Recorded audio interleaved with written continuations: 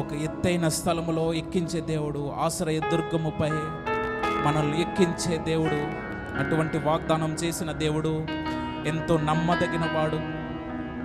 మరి అటువంటి దేవుని నీవు నేను నమ్మి ఉన్నామంటే మనం ఎంతో గర్వముగా, ఎంతో ధైర్యముగా దేవుని సన్నిధిలో మనం గడపాలి. కనుక అటువంటి ప్రార్థన పూర్వకంగా మనం దేవునికి సిద్ధపడదాము. స్తోత్రము, హల్లెలూయా. ఆయనే మన ఆశ్రయ దుర్గము, ఆయనే మనకు ఆశ్రయ దుర్గము, ఆయనే మన కేడము, మన కోట, మనం ఆశ్రయించే స్థలము. అది దేవుని సన్నిధికి వచ్చిన నేను నా జీవితానికి, నా కుటుంబానికి నేను ఒక ఆశీర్వాదాన్ని నేను కూడా పెట్టుకుని వెళ్ళాలని ఒక తీర్మానముతో దేవుని సన్నిధిలో మనం కూర్చుందాం. అల్పులము అయుజ్ఞులమైనట్టు మమ్మను ప్రభువా ఏర్పరచబడిన ప్రభువా, వంశములు మమ్మల్ని చేర్చి ప్రభువా యేసయ్యా నీ చిత్తానికై మమ్మల్ని వాడుకుంటున్నందుకు మీకు వందనాలు, స్తోత్రం. నేను ఆస్తుతులు చెల్లించుకొంచున్నాం ప్రభువా. యేసు కూడి వచ్చిన ప్రతి ఒక్కరిని మీ చేతులకు అప్పగిస్తున్నాం ప్రభువా. ఎంతమంది అయితే ప్రభువా ఆసక్తితో మీ మాటలు వినదామని ప్రభువా, తమ హృదయాల్ని మీ చేతిలో పెడదామని ఎవరైతే ప్రభువా ఆసక్తితో మీ సన్నిధికి వచ్చారో, వచ్చిన ప్రతి ఒక్కరితో మీరు మాట్లాడమని అడిగినాం ప్రభువా. అటువంటి ఆశీర్వాదాన్ని వారి కుటుంబానికి ప్రభువా వారు తీసుకుని వెళ్ళేవారుగా ప్రభువా ప్రతి ఒక్కరిని మీరు సిద్ధపరచమని అడిగినాం ప్రభువా. ఈరోజు మాకు మంచి వాతావరణం మీకు ఇచ్చినందుకు వందనాలు, స్తోత్రాలు. నేను ఆస్తుతులు చెల్లించుకొంచున్నాం ప్రభువా. మిమ్మల్ని ఆరాధించడానికి ప్రభువా మాకు ఎటువంటి ఆటంకం లేకుండా ప్రభువా మీరు ఇచ్చిన ఇటువంటి సమయం కొరకు వందనాలు, స్తోత్రాలు. నేను ఈ సమయాన్ని గుర్తించి ప్రభువా ఎవరు ప్రభువా తమ హృదయాన్ని ప్రభువా తమ మనసుల్ని ప్రభువా తమ సమయాన్ని ప్రభువా నిర్లక్ష్య పెట్టకుండా ప్రభువా తమ గృహాలను విడిచి మీ సన్నిధిలో కూర్చోవాలనే ప్రభువా అటువంటి ఆశ ఆలోచన ప్రభువా వారికి మీరు దయచేయమని అడిగినాం ప్రభువా. మీకే వందనాలు చెల్లించుకుంటున్నాం ప్రభువా. ఇంతవరకు మీరు జరిగించిన విధానాన్ని బట్టి వందనాలు, స్తోత్రం. నేను ఆస్తుతులు చెల్లించుకుంటున్నా ప్రభువా. ఇక ముందున మీరు తోడయండి ప్రభువా, మమ్మల్ని మీరు ముందుకు నడిపించుకోమని, మీ వాక్యం ద్వారా మాతో మీరు మాట్లాడమని, నేను చేసిన ప్రతి ఒక్క ప్రార్థన ఆరాధన మీ చేతులకు అప్పగించుకుంటూ యేసు అతి పరిశుద్ధ నామమున ప్రార్థించాడు వేడుకుంటున్నాం తండ్రి, ఆమేన్, ఆమేన్. దయచేసి అందరు కూర్చుందామండి. కూడి వచ్చిన ప్రతి ఒక్కరికి ప్రభు నామం మీ అందరికీ వందనాలు తెలియజేస్తున్నాను. అందరూ బాగున్నారండి? ప్రభు కృపను బట్టి మీ అందరి ప్రార్థన వల్ల నేను కూడా క్షేమంగా ఉండి మరలా మీ మధ్యకు రావడానికి ప్రభు నాకు ఇచ్చిన ఇటువంటి కృపను బట్టి, ఇటువంటి అవకాశాన్ని బట్టి నేను ఎంతగానో సంతోషిస్తున్నాను. హెబ్రీయులకు రాసిన పత్రిక 11వ అధ్యాయం 4వ వచనాన్ని చదువుకుందాం. విశ్వాసమును బట్టి హేబేలు కయను కంటే శ్రేష్టమైన బలి దేవునికి అర్పించెను. దేవుడు అతని అర్పణలను గూర్చి సాక్ష్యం ఇచ్చినప్పుడు అతడు ఆ విశ్వాసమును బట్టి నీతిమంతుడని సాక్ష్యము పొందెను. అతడు మృతి నొందియు ఆ విశ్వాసము ద్వారా మాట్లాడుచున్నాడు. దేవునికి స్తోత్రం, హల్లెలూయా. అయితే చదవబడిన ఈ వచనాల్లో మనం చూసినట్లయితే ఇక్కడ హేబేలు గురించి మనం రాయబడి ఉన్నట్టుగా మనం చూస్తాం. అయితే ఈ హేబేలు గురించి మనం అందరం అనేక సార్లు వినే ఉంటాం, అవునా కాదండి? అనేక సార్లు విన్నాం. ఎవరండి హేబేలు? ఎవరు హేబేలు? ఎవరు? ఆదాము యొక్క కుమారులు, అనగా మొదట దేవుడు ఎవరినైతే సృజించారో ఆదాము అవ్వని వారి యొక్క కుమారుడు హేబేలు. అయితే ఈ హేబేలు అలాగే కయ్యను అయినటువంటి ఇద్దరు ఒకనాడు దేవునికి అర్పణను అర్పించినప్పుడు దేవుడు వారిద్దరిని అర్పణలను దేవుడు అంగీకరించారా? వాళ్ళు చేయాల్సింది మాత్రం దేవునికి అర్పణను అంగీకరించడం, దేవునికి అర్పణను సమర్పించడం. అయితే ఇద్దరు దేవునికి అర్పణను తీసుకొచ్చారు, ఇద్దరు కూడా దేవునికి అర్పణను అర్పించారు. కానీ అర్పించిన తర్వాత దేవుడు ఆ అర్పణను అంగీకరించాలంటే ఇప్పుడు అది ఎలా ఉండాలి? అర్పణ అనేది శ్రేష్టమైనదిగా ఉండాలి. అది అర్పణైనా సరే, నేను ఇప్పుడు అర్పణ గురించి మాట్లాడలేదు, కానీ అది అర్పణైనా సరే, మన ఆత్మీయ జీవితమైనా సరే, మనం దేవుని యొద్దకు వచ్చినప్పుడు మన జీవితం కానీ మన తెచ్చే అర్పణ కానీ ఎలా ఉండాలండి? శ్రేష్టమైనదిగా ఉండాలి. అయితే మనం ఇక్కడ చదువుతున్న ఈ 4వ వచనంలో విశ్వాసమును బట్టి హేబేలు కయ్యను కంటే శ్రేష్టమైన బలి దేవునికి అర్పించాడు. అంటే శ్రేష్టమైన బలి అంటే అతని దగ్గర ఎంతైతే ఉందో, ఎంత శ్రేష్టమైతే ఉందో ఆ ప్రతిదీ కూడా దేవుని దగ్గర కట్టుకొచ్చి సమర్పించినట్లుగా మనం ఆదికాండంలో మనం స్పష్టంగా చూస్తాం. అయితే అతడు ఎంత శ్రేష్టమైనది అర్పిస్తే దేవుడు అతన్ని ఆశీర్వదిస్తాడండి? అంటే కయ్యను శ్రేష్టమైనది అర్పించలేదా? హేబేలు ఎందుకు శ్రేష్టమైనది అర్పించాడు? ప్రతిదీ మనం ఆదికాండం నుండి మనం చదివినట్లయితే అది మనకు స్పష్టంగా అర్థమవుతుంది. కానీ ఈరోజు మనం నేర్చుకునే పాఠం ఏంటంటే, మనం ఎప్పుడైతే ప్రీతికరమైన జీవితాన్ని మనం ఎప్పుడైతే జీవిస్తామో అటువంటి ఆరాధన, శ్రేష్టమైన జీవితము, శ్రేష్టమైన అర్పణలు మన జీవితంలో ఎప్పుడైతే ఉంటాయో అప్పుడే వాటిని అంగీకరించడానికి దేవుడు మనల్ని సిద్ధపడుతున్నాడు. కానీ అటువంటి ఏమీ లేకుండా వాటినేమిటిని మనం పట్టించుకోకుండా మన జీవితం ఎలా ఉన్నా సరే దేవుడు మనల్ని అంగీకరిస్తాడు, లేకపోతే మనం ఏం చేసినా సరే దేవుడు మనల్ని క్షమిస్తాడు అని మనం ఒకవేళ అనుకుంటే అది మనం పొరపాటు పడుతున్నట్టు. కానీ ఇక్కడ హేబేలు కయ్యను కంటే శ్రేష్టమైన బలినే అర్పించినాక దేవుడు అతని అర్పణలను గూర్చి సాక్ష్యం ఇచ్చినప్పుడు అతడు ఆ విశ్వాసమును బట్టి, దేన్ని బట్టి దేవుడు నీతిమంతుడని చెప్పాడంటండి? తన విశ్వాసాన్ని బట్టి నీతిమంతుడని సాక్ష్యము పొందాను. అతడు ఇప్పుడు మృతి నొందినాక కూడా ఇప్పుడు మనం అతని గురించి మనం చెప్పుకుంటున్నామంటే అతని జీవితంలో ఒక ప్రాముఖ్యమైన విషయం ఉన్నది, అవునా కదా? ఇప్పుడు మనం ఎవరి గురించి అయినా మనం చెప్పుకుంటున్నామంటే అదేదో ఒక ప్రాముఖ్యమైన విషయం అయి ఉండాలి, అవునా కాదా? ఆ ప్రాముఖ్యమైన విషయం కాకుండా మనం మాట్లాడుకుంటున్నామంటే అది వ్యర్థమే, మనం మాట్లాడుకున్నదంతా వ్యర్థం. కానీ ఇప్పుడు మనం దేని గురించి అయినా, అది వాక్యం అయినా కానీ, ఈ లోకంలో ఉన్న పరిస్థితులైనా కానీ, లేకపోతే ఏదైనా వ్యక్తి గురించి అయినా కానీ మనం మాట్లాడుతున్నామంటే ఆ వ్యక్తి పట్ల ఒక ప్రణాళిక కానీ, లేకపోతే ఒక ప్రత్యేకమైన విషయం ఉంటేనే కానీ మనం మాట్లాడతాం, అవునా కాదా? అలాగే కూడా ఈ బైబిల్ గ్రంథంలో అనేక మంది భక్తులు ఉన్నా సరే కానీ ఈ హేబేలు గురించి మనం మాట్లాడుకున్నట్లయితే ఒక పాఠాన్ని మనకు బోధించాలని దేవుని వాక్యంలో రాయబడింది. ఎందుకంటే మనం చేసే జీవితం, లేకపోతే మనం చేసే భక్తి ఎట్లా ఉండాలంటే శ్రేష్టమైన భక్తిగా ఉండాలి. అది శ్రేష్టమైన భక్తిగా లేకుండా మనం ఎన్ని సంవత్సరాలు దేవుని సన్నిధికి వచ్చి, మనం ఎన్ని ఆదివారాలు దేవుని సన్నిధిలో పాల్గొని, మనం ఎన్ని ఉపవాస కూడికలో కూడా ఉపవాసం ఉండి ప్రార్థించినా కూడా ఆ భక్తి ఏది కూడా వ్యర్థమైపోతుందన్నమాట. కయ్యను కూడా ఎంతో వెచ్చించి తను కూడా అర్పణను అర్పించాడు, అవునా కాదా? కానీ దేవుడు ఆ అర్పణను ఏమాత్రం స్వీకరించలేదు. అంటే ఇప్పుడు అతను అర్పించిన అర్పణ ఏమైనట్టు? అది ఎందుకు పనికి రాకుండా ఉన్నది. కానీ అలాగే మన జీవితం కూడా, దేవుడు మన జీవితాన్ని స్వీకరించకపోతే మన జీవితం కూడా ఏమవుతుందంట? ఎలా అయితే కయ్యను అర్పించకుండా దేవుడు వదిలేశాడో మన జీవితాన్ని కూడా దేవుడు అట్లా వదిలేశాడని దేవుని వాక్యం చెప్తుంది. అయితే మనం దేవునికి ప్రీతికరమైన ఆరాధన మనం ఎప్పుడైతే చేస్తామో ఆరాధనని దేవుడు అంగీకరించాడు. అలాగే హేబేలు చేసిన అర్పణ ఏమైతే ఉందో, మనం ఉన్న పరిస్థితుల్లో మనం చూసినట్లయితే ఇప్పుడు మన ఈ క్రమంలో మనం ధ్యానం చేసినట్లయితే అది అర్పణ కాకుండా ఒక ఆత్మీయత జీవితం ఎంత శ్రేష్టమైనదిగా ఉండాలంటే దేవుడు మనకి చెప్తున్నాడు. అది అర్పణని మనము ఒక పక్కన పెట్టి ఒక శ్రేష్టమైన జీవితం అన్నదిగా ఈరోజు మనం ధ్యానించుకుందాం. అయితే శ్రేష్టమైన జీవితము కానీ, లేకపోతే శ్రేష్టమైన ఆరాధన మనం ఎప్పుడైతే చేస్తామో మనస్ఫూర్తితో మనం చేయాలి. మనం చేసిన ఆరాధన అయినా కానీ, మనం పాడిన పాటైనా కానీ, మనం చదివే వాక్యమైనా కానీ, మనం చేసే ప్రార్థన అయినా కానీ ఎలా చేయాలి? మనస్ఫూర్తి అంటే మన హృదయపూర్వకంగా మనం ఎప్పుడైతే చేస్తామో అప్పుడే దేవుడు అంగీకరిస్తాడు. అది ప్రార్థన అయినా సరే, పాట పాడినా సరే, లేకపోతే వాక్యం విన్నా సరే, మనం ఎప్పుడైతే హృదయపూర్వకంగా మనం ఎప్పుడైతే స్వీకరిస్తామో అప్పుడే దేవుడు అది అంగీకరిస్తాడు.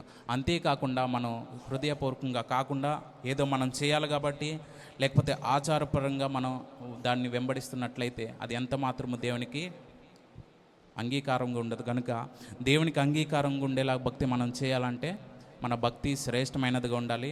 అలాగే మనం చేసే ఆరాధన శ్రేష్టమైనదిగా ఉండాలి. గనుక హేబేలు దేవునికి ప్రీతికరమైన ఆరాధన చేశాడు, ప్రీతికరమైన ప్రతిష్టతను అర్పించాడు. ఎప్పుడైతే అటువంటి అర్పణను అర్పించాడో అతని విశ్వాసాన్ని బట్టి దేవుడు అతన్ని నీతిమంతుడిగా తీర్చిదిద్దాడు. గనుక అలాగే మన జీవితంలో కూడా మనం జీవించిన జీవితము శ్రేష్టమైనదిగా ఉండి దేవుని చేత మనం నీతిమంతుడిగా అనిపించుకునే అంత విశ్వాసం మనలో ఎప్పుడైతే ఉంటుందో, దేవుడు ఎలా అయితే హేబేల్ని విశ్వాసం ద్వారా తనని నీతిమంతుడిగా చేశాడో, అలాగే కూడా మనమున్న ఇక్కడున్న ప్రతి ఒక్కరిని కూడా దేవుడు అట్లానే చేయాలని ఆలోచిస్తున్నాడు. అవునా కాదా?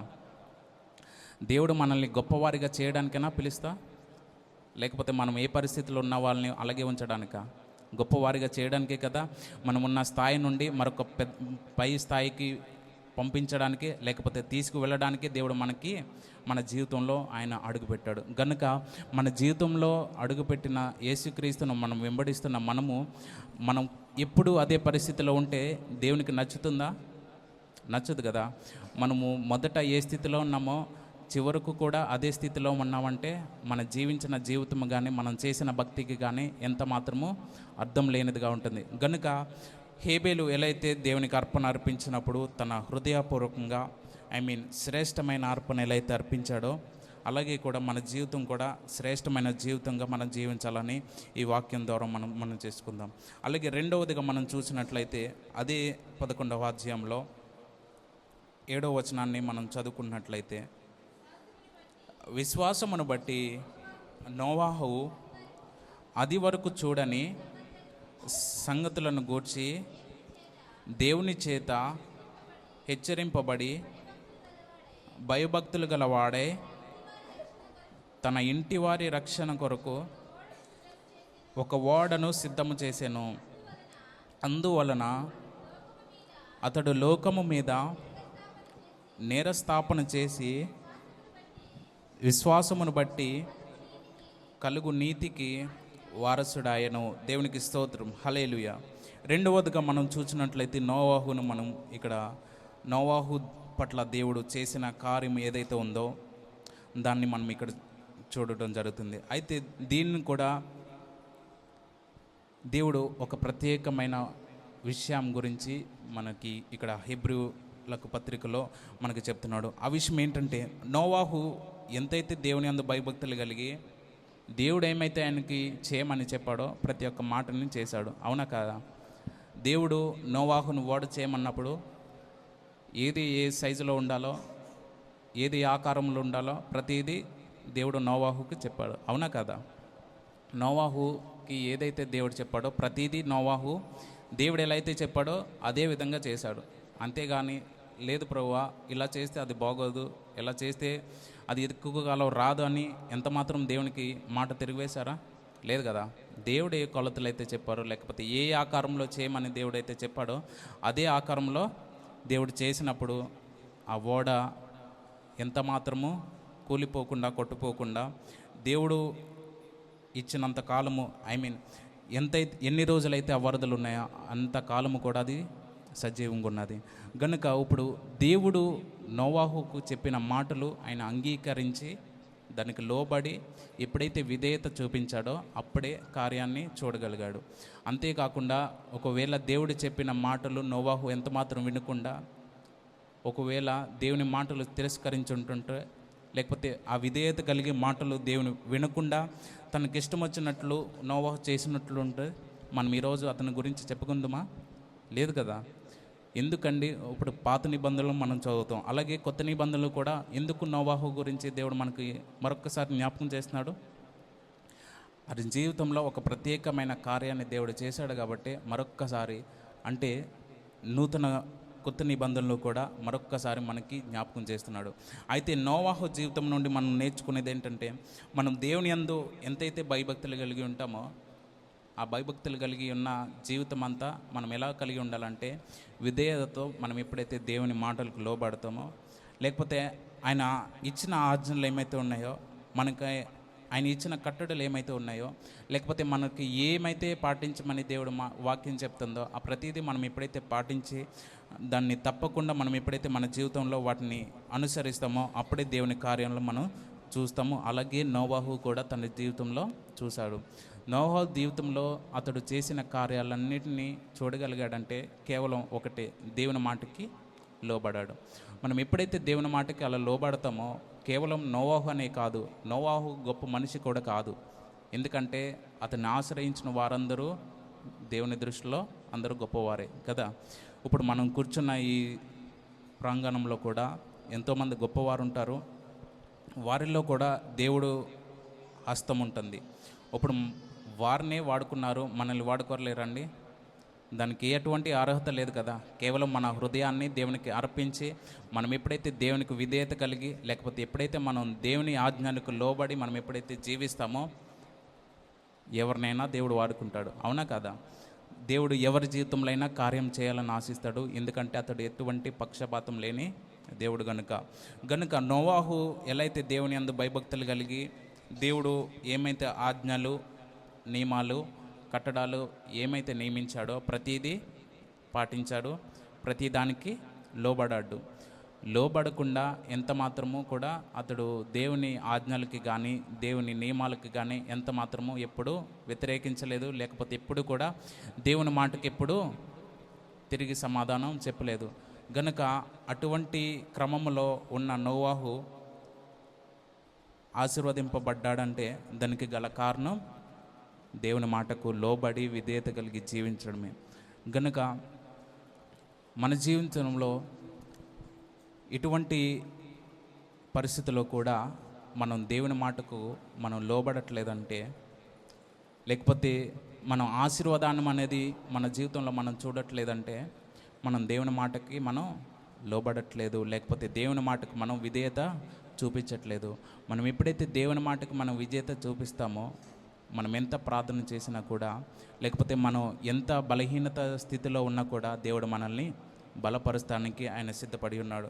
గనుక నోవాహు తన కుటుంబాన్ని సహితం కూడా తను రక్షించుకోగలిగంటే అది కేవలం దేవుడు ఏమైతే చెప్పాడో దాన్ని తప్పకుండా చేశాడు. కనుకే తన కుటుంబాన్ని రక్షించుకోగలిగాడు. ఈ రోజుల్లో కూడా దేవుడు మన కుటుంబాన్ని రక్షించుకోవడానికి ఎన్నో మాటలు ఈ బైబిల్ గ్రంథంలో రాయబడి ఉన్నాయి. మనం కుటుంబం రక్షింపబడాలి ఉండాలంటే ఏం చేయాలని దేవుడు చెప్పాడు? ప్రతిదీ ఈ బైబిల్ గ్రంథంలో రాయబడి ఉంది. ఆ బైబిల్ గ్రంథంలో రాయబడిన ప్రతి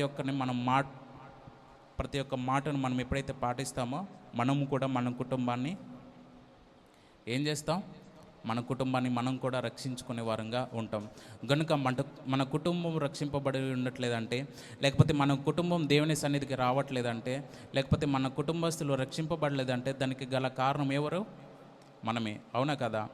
మనము దేవుని విన్న మాటలు మనము తప్పకుండా మనం ఎప్పుడైతే పాటించి మన కుటుంబానికి దాన్ని ఎప్పుడైతే మనం పంచుతామో అప్పుడే వారికి కూడా దేవుని ప్రేమ అనేది వారికి తెలుస్తుంది. కనుక దేవుని ప్రేమ వారికి తెలియాలంటే మొదట మనం దేవుని ప్రేమను పొందుకొని మనం దేవుని ప్రేమను వారికి చూపించే వారంగా ఉండాలి. అవునా కాదా? దేవుని ప్రేమ మనలో లేకుండా మనం దేవుని ప్రేమ చూపించాలంటే అది సాధ్యమవుతుందా? సాధ్యమవ్వదు కదా. అలాగే దేవుడు ఎంతైతే ప్రేమతో మనల్ని ప్రేమిస్తున్నాడో అంతే ప్రేమతో మనం ఎప్పుడైతే ఇతరులను, అనగా మన శత్రువులను, ఇరుగు పొరుగు వారిని మనం ఎప్పుడైతే ప్రేమిస్తామో ప్రతి ఒక్కరిని కూడా దేవుడు రక్షించడానికి ఆయన ఇష్టపడి ఉన్నాడు. కనుక ఇంతవరకు మనం విన్న ఈ రెండు మాటలు, అలాగే మూడవదిగా అబ్రహాము గురించి మనం చదువుతాం. 8వ వచనంలో అబ్రహాము పిలువబడినప్పుడు విశ్వాసమును బట్టి ఆ పిలుపునకు లోబడి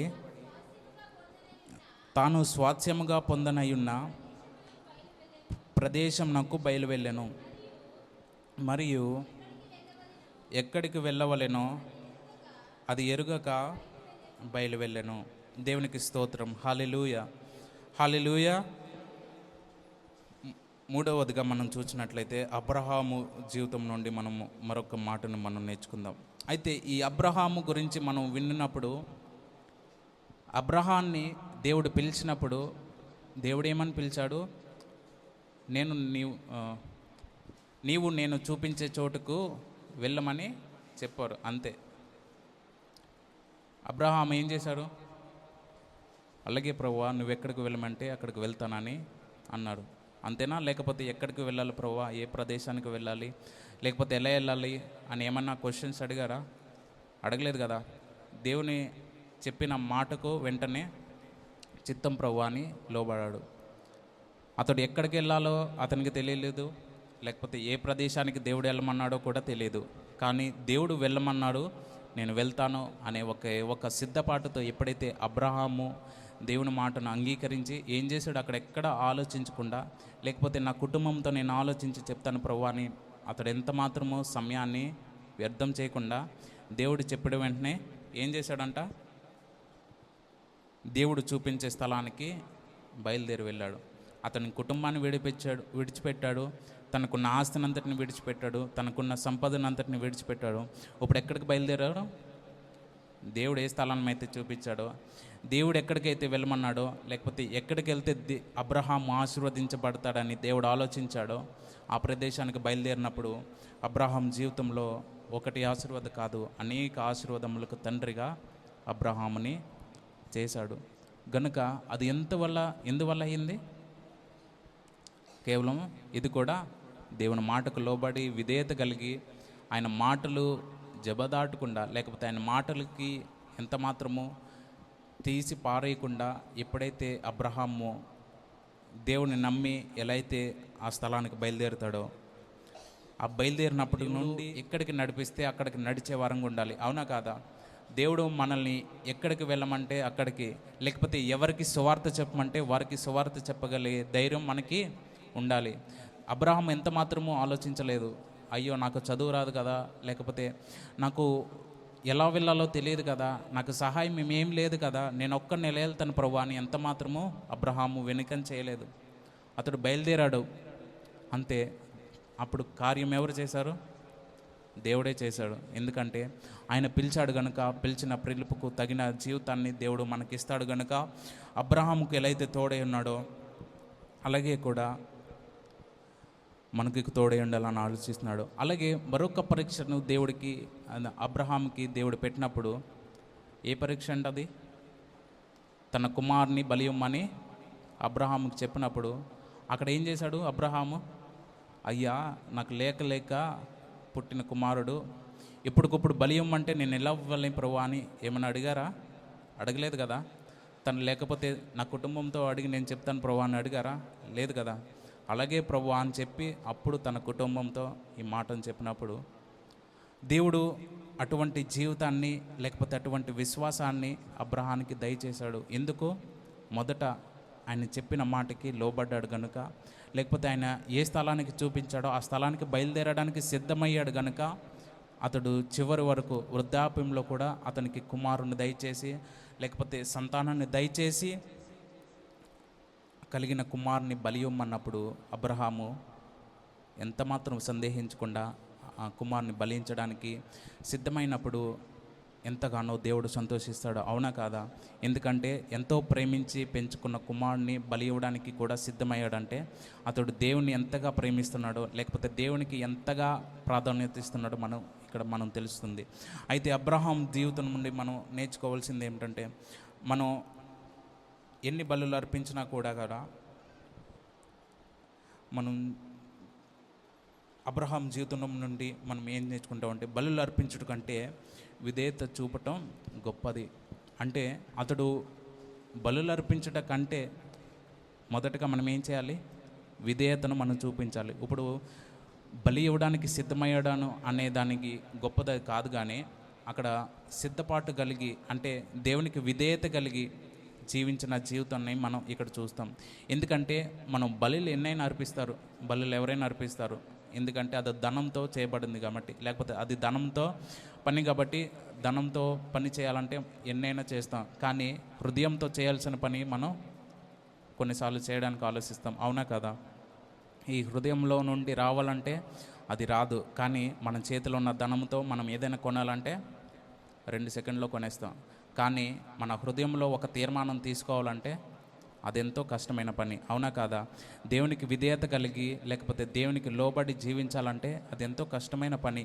అందుకే ఇక్కడ అబ్రహాము మనకేమని చెప్తున్నాడంటే, బలులను నర్పించుట కంటే యెహోవాకు విధేయతగా ఉండుట గొప్పదని దేవుడు మనకి అబ్రహాం ద్వారా మనకి ఒక్కసారి జ్ఞాపం చేసినాడు. అబ్రహాం గురించి కూడా ఈ కొత్త నిబంధనలో రాయబడి ఉంది. ఎందుకంటే వారెంతో శ్రేష్టమైన జీవితాన్ని దేవుడికి దీవించారు కనుక, లేకపోతే ప్రతి ఒక్కరికి గుర్తుండిపోయేలాగా, లేకపోతే ప్రతి ఒక్కరికి ఒక సాక్ష్యాన్ని పంచుకునే వారులుగా, లేకపోతే ఇతరులకు మాదిరిగా వారు జీవించారు కనుక ఈ క్రొత్త నిబంధనలు కూడా వారి గురించి వ్రాయబడి ఉంది. ఆ వ్యక్తి గురించి మనం చూసినట్లయితే లూకా సువార్త 16వ అధ్యాయం 27వ వచనం మనం చూసినట్లయితే మరొక వ్యక్తిని గురించి మనం ఇక్కడ జ్ఞాపకం చేసుకుందాం. అప్పుడు అతడు, తండ్రి, అలాగైతే నాకు 5 సహోదరులు ఉన్నారు. వారును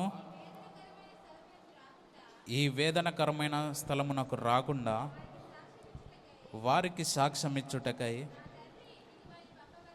నా తండ్రి ఇంటికి వాని పంపాలేనని నిన్ను వేడుకొనుచున్నాను నేను.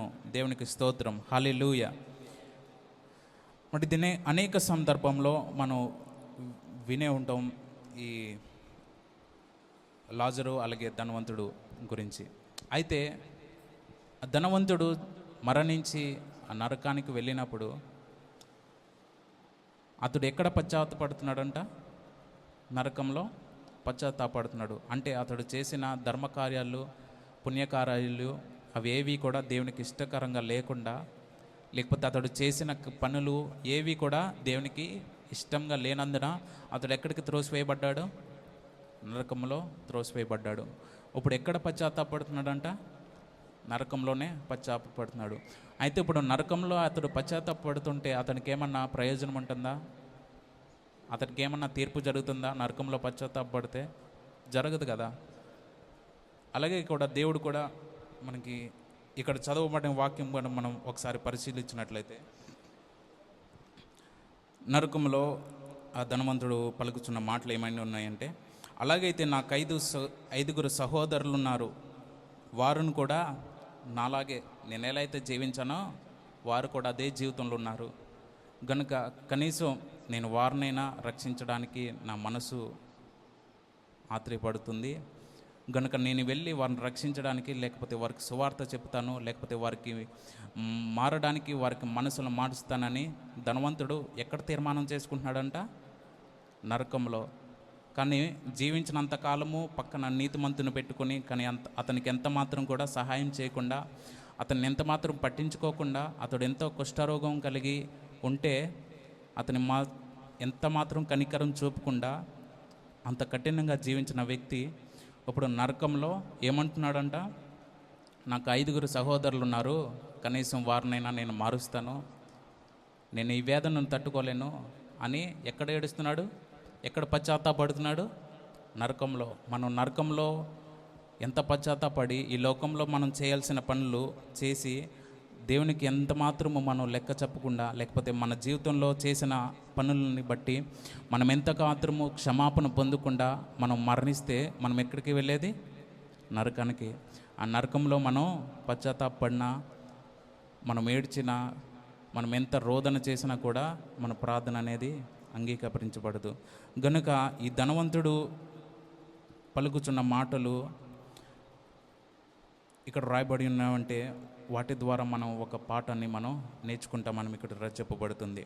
ఎందుకంటే అతడు ఏమైతే చెప్పాలనుకుంటున్నాడో, లేకపోతే అతడు ఏమైతే చేయాలనుకుంటున్నాడో ప్రతిదీ ఎప్పుడు చేయాలని ఈ వాక్యం మనకు చెప్తుంది.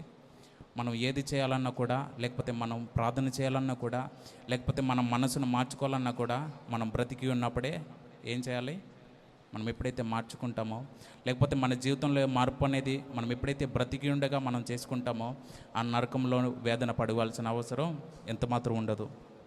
ఈ ధనవంతుడికి వచ్చిన పరిస్థితి మనకు కూడా రాకుండా ఉండాలంటే మనం జీవించుచున్నప్పుడే, లేకపోతే దేవుడు మన ప్రాణాన్ని తీయకముందే మనం ఎప్పుడైతే మారు మనసు పొంది, లేకపోతే ఇతరులకు మనం సువార్త చెప్పాలని ఆ క్రమంలో మనం ఎప్పుడైతే దేవునికి పరిచర్య కొరకు మనం ఎప్పుడైతే సిద్ధపడగలిగి ఉంటామో అప్పుడే కూడా మనం పరలోక రాజ్యంలో చేర్చబడడానికి ఆయన ఇష్టపడుతున్నాడు. గనుక మనము ఇంతవరకు విన్న ఈ 4 వ్యక్తుల గురించి, నోవాహు గురించి, అలాగే హేబేలు గురించి, అలాగే అబ్రహాము గురించి, అలాగే ఈ ధనవంతుడైన ఈ వ్యక్తి గురించి మనం ఒక్కసారి జ్ఞాపకం చేసుకున్నట్లయితే ఒక్కొక్కరి జీవితం నుండి ఒక్కొక్క అంశాన్ని దేవుడు మనకు చెప్తున్నాడు. ఎందుకంటే వారి జీవితంలో వారు ఎంతో సాధించినప్పటికీ కూడా ఒక పరిస్థితిలో వారిని దేవుడు పరిశీలించినప్పుడు ఆ పరిస్థితిలో వారు విజయాన్ని పొందారు. హేబేలు తన అర్పణ ద్వారా అతడు జీవితాన్ని ఆశీర్వదించబడుతున్నాడు. అలాగే అబ్రహాము దేవుడు పిలిపించిన పిలుపుకి అతడు లోబడి ఎంత మాత్రము వెనకదీయకుండా అతడు లోబడి దేవుని మాటకు విధేయత కలిగి జీవించినందుకే దేవుడు అబ్రహాం అనేక మందికి ఆశీర్వాదకరంగా దేవుడు అబ్రహాంని చేసినప్పుడు, అలాగే ధనవంతుడిని కూడా నుండి మనం నేర్చుకునే పాఠం ఏంటంటే దేవుడు మనకిచ్చిన సమయంలోనే మనం చేయాలి. ఒక్కసారి దేవుని సమయం ముగిసిందంటే మనం ఎంత ఏడ్చినా కూడా, లేకపోతే మనం ఎంత ప్రయాసపడినా కూడా ప్రయాస ఎంత మాత్రమో ఫలితం ఉండదు. కనుక దేవుడు మనకిచ్చిన ఈ జీవితము ఎంతో విలువైనది. కనుక ఈ విలువైన జీవితాన్ని మనం ఎప్పుడైతే ఇతరులతో, లేకపోతే ఇతరులకు మనం ఎప్పుడైతే మాదిరికరంగా జీవిస్తామో అప్పుడే దేవుడు మన జీవితంలో చేసిన మేళ్ళన్నిటికీ, ఉపకారాన్ని అన్నిటికీ మనల్ని ఎక్కడ ఆయన తలుచుకుంటాడండి. ఆ పరలోక రాజ్యంలో మనల్ని తలుచుకున్నప్పుడు మనం చేసిన జీవితం అంతటికి కూడా ఒక లెక్క మనం ఎప్పుడైతే అప్పచెప్పి మనం ఎప్పుడైతే పరలోక రాజ్యానికి వెళ్తామో అప్పుడే మనం ఆశీర్వదించుకునే బిడ్డలుగా ఉంటామో. అలాగే ఇక్కడ రాయబడిన వ్యక్తులే అనే కాదు, మన జీవితంలో కూడా దేవుడు ఎటువంటి గొప్ప కార్యాలు చేయాలని ఆయన ఆశిస్తున్నాడు. కనుక ఇంతవరకు విన్న ఈ కొద్ది మాటలు బట్టి కొద్ది నిమిషాలు మనం ప్రార్థన చేద్దాం. దేవుడు విన్న ఈ మాటలు కానీ, లేకపోతే మనం చేసుకునే తీర్మానం కానీ అది దేవునికి నమ్మకంగా ఉండాలి. లేకపోతే దేవునికి విధేయత కలిగైతే ఇప్పుడు మనం ఎప్పుడైతే దేవునికి విధేయత కలిగి మనం ఎప్పుడైతే ప్రార్థన చేస్తామో, దేవునికి విధేయత కలిగిన జీవితం మనం ఎప్పుడైతే జీవిస్తామో, దేవునికి లోబడి కలిగిన జీవితం మనం ఎప్పుడైతే మనలో ఉంటుందో అప్పుడే దేవుని స్వరం మనం వినగలుగుతాం. లేకపోతే దేవుని ఆశీర్వాదం అనేది మనం చూడగలుగుతాం. ఇంతవరకు విన్న వారు ఎవరు కూడా ఊరికనే వారు ఎవరు ఆశీర్వాదాన్ని పొందుకోలేదు.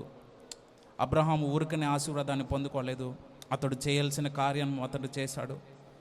అతడు లోబడిన జీవితం, అతడు లోబడి దేవునికి ఇష్టమైన రీతిగా అతడు జీవించాడు. కనుకనే అతడు ఆశీర్వాదాన్ని చూడగలిగాడు. హేబేలు అర్పణ అర్పించబడి దేవుడు అంగీకరించి అతన్ని విశ్వాసాన్ని బట్టి నీతిమంతుడిగా చేశాడంటే అది కేవలం ఊరికనే కాదు, అతడు చేసిన భక్తి, అతడు విధేయతతో చేసిన అర్పణ హృదయపూర్వకంగా చేశాడు. కనుక మనం చేసే భక్తి కూడా హృదయపూర్వకంగా ఉండాలి, అది ప్రీతికరంగా ఉండాలి, శ్రేష్టమైనదిగా ఉండాలి. గనుక మనం చేసే భక్తిలో కల్మషం లేకుండా, దేవుడు మనకిచ్చిన జీవితంలో ఎటువంటి ఇష్టం లేకుండా ఉండకుండా దేవునికి ఇష్టమైన జీవితం మనం జీవించే వారంగా మనం ఈ సమయంలో తీర్మానం చేసుకుందాం, ప్రార్థన చేసుకుందాం. మహాపరిశుద్ధుడా, ప్రేమగల తండ్రి, నీ ఘనమైన నామానికి లెక్కలేని స్థుతులు చెల్లించుకుంటున్నాం ప్రభా.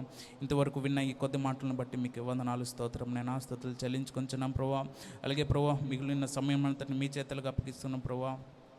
అవును ప్రభా, మేము శ్రేష్టమైన జీవితాన్ని జీవించి ప్రభా మీకు విధేయత కలిగి ప్రభా అనేక మంది భక్తుల చేత ప్రభా మేము వినిపించిన ఈ ప్రతి ఒక్క మాటలను బట్టి ప్రభా మేము ఆసక్తిని పెంచుకొని ప్రభా మా జీవితంలో ఒక నూతనమైన కార్యాలు జరిగేటట్లుగా మీరు తీర్చిదిద్దమని అడుగుతున్నాం ప్రభా. అలాగే మిగిలిన సమయం అంతటిని ప్రభా మీ చేతులకు అప్పగిస్తూ ప్రభా నిలబడుచున్న దైవజనులు మీ చేతులకు అప్పగిస్తూ ప్రభా మాతో మీరు మాట్లాడమని యేసు పరిశుద్ధ నామమున ప్రార్థించి వేడుకుంటున్నాం తండ్రి, ఆమేన్.